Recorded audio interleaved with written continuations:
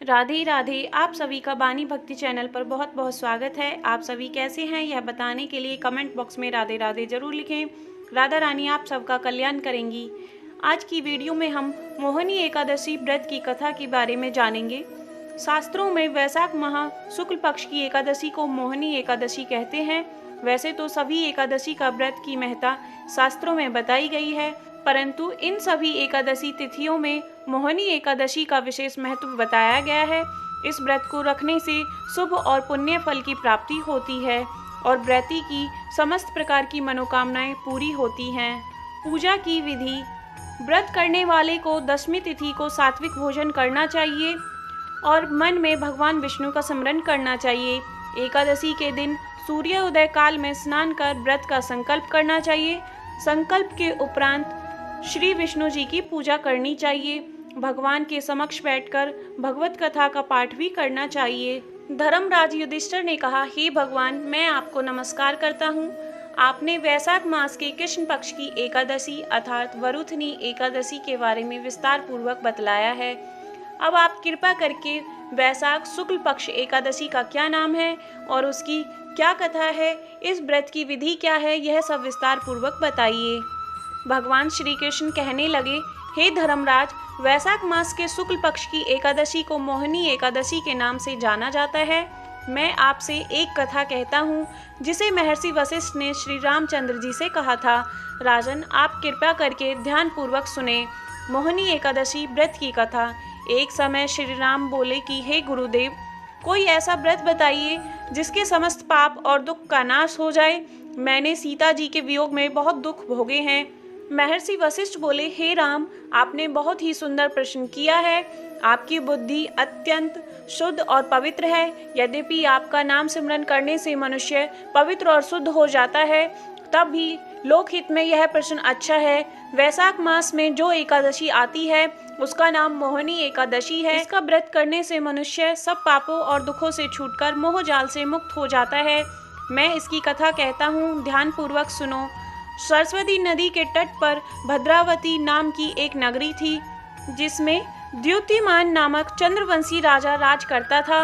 वहाँ धन धान्य से संपन्न वह पुण्यवान धनपाल नाम का वैश्य भी रहता था। वह अत्यंत धर्मालु और विष्णु भक्त था। उसने नगर में अनेक भोजनालय, प्याऊ, कुएं, सरोवर, धर्मशाला आदि बनवाए थे। सड़कों पर आम, जामुन, नीम आदि के अनेक वृक्ष भी लगवाए थे। उसके 5 पुत्र थे, सुमना, सद्बुद्धि, मेधावी, सुकीर्ति और धृष्ट बुद्धि। इनमें से 5वां पुत्र धृष्ट बुद्धि महापापी था। वह पितर आदि को नहीं मानता था। वह वैश्य, दुराचारी, मनुष्यों की संगति में रहकर जुआ खेलता और पर स्त्री के साथ भोग विलास करता, मदिरा और मांस का सेवन करता। इस प्रकार अनेक कुकर्मों में वह पिता के धन को नष्ट करता रहता था। इन्हीं कारणों से त्रस्त होकर पिता ने उसे घर से निकाल दिया। घर से बाहर निकलने के बाद वह अपने गहने और कपड़े बेचकर अपना निर्वाह करने लगा। जब सब कुछ नष्ट हो गया तो वैश्या और दुराचारी साथियों ने उसका साथ छोड़ दिया। अब वह भूख प्यास से अति दुखी रहने लगा। कोई सहारा न देख चोरी करना सीख गया। एक बार वह पकड़ा गया तो वैश्य का पुत्र जानकर चेतावनी देकर छोड़ दिया गया, मगर दूसरी बार फिर पकड़ में आ गया। राजाज्ञा से इस बार उसे कारागार में डाल दिया गया। कारागार में उसे अत्यंत दुख दिए गए। बाद में राजा ने उसे नगरी से निकल जाने को कहा। वह नगरी से निकलकर वन में चला गया।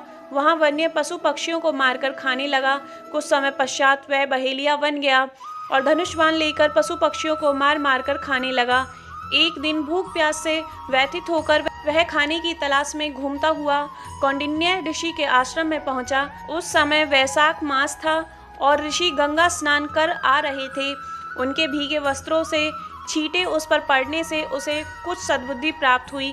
वह मुनि से हाथ जोड़कर कहने लगा, हे मुनि, मैंने जीवन में बहुत पाप किए हैं। आप इन पापों से छूटने का कोई साधारण बिना धन का उपाय बताइए। उसके दीन वचन सुनकर मुनि ने प्रसन्न होकर कहा कि तुम वैशाख शुक्ल की मोहिनी एकादशी का व्रत करो। इससे अनेक जन्मों में किए हुए मेरु पर्वत जैसे समस्त महापाप भी नष्ट हो जाते हैं। मुनि के वचन सुनकर वह अत्यंत प्रसन्न हुआ और उनके द्वारा बताई गई विधि के अनुसार व्रत किया। हे राम, इस व्रत के प्रभाव से उसके सब पाप नष्ट हो गए और अंत में वह गरुड़ पर बैठकर विष्णु लोक को गया। इस व्रत से मोह आदि सब नष्ट दूर हो जाते हैं। संसार में इस व्रत से श्रेष्ठ कोई व्रत नहीं है। इसके महात्म्य को पढ़ने और सुनने से 1000 गोदान का फल भी प्राप्त होता है। आपको हमारी कथा कैसी लगी हमें कमेंट बॉक्स में ज़रूर बताएं। साथ ही हमारे चैनल को सब्सक्राइब करें जिससे आने वाली नई वीडियो की जानकारी आपको मिल सके। धन्यवाद।